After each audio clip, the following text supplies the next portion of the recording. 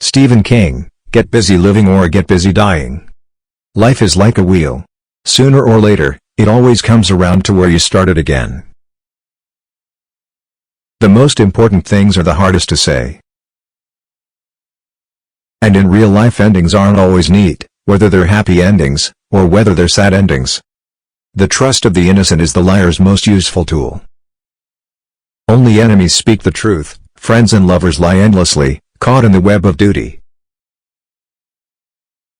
Optimism is a perfectly legitimate response to failure. Life isn't a support system for art. It's the other way around. Remember, hope is a good thing, maybe the best of things, and no good thing ever dies. Talent is cheaper than table salt. What separates the talented individual from the successful one is a lot of hard work. If you want to be a writer, you must do two things above all others: read a lot and write a lot. Love didn't grow very well in a place where there was only fear, just as plants didn't grow very well in a place where it was always dark. A little talent is a good thing to have if you want to be a writer. But the only real requirement is the ability to remember every scar. When you write, you tell yourself a story. When you rewrite, you take out everything that is not the story. Reading a good long novel is in many ways like having a long and satisfying affair. Whatever came to mind, whatever came to hand, I would read.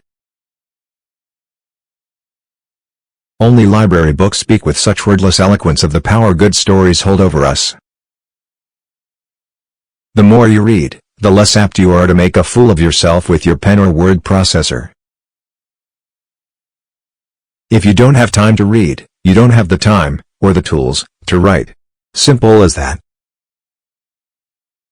I thought it was great fun to scare people. I also knew it was socially acceptable because there were a lot of horror movies out there. Love didn't grow very well in a place where there was only fear, just as plants didn't grow very well in a place where it was always dark. If a fear cannot be articulated, it can't be conquered. We make up horrors to help us cope with the real ones. It was the possibility of darkness that made the day seem so bright. Frightened people live in their own special hell. You could say they make it themselves, but they can't help it. It's the way they're built. They deserve sympathy and compassion.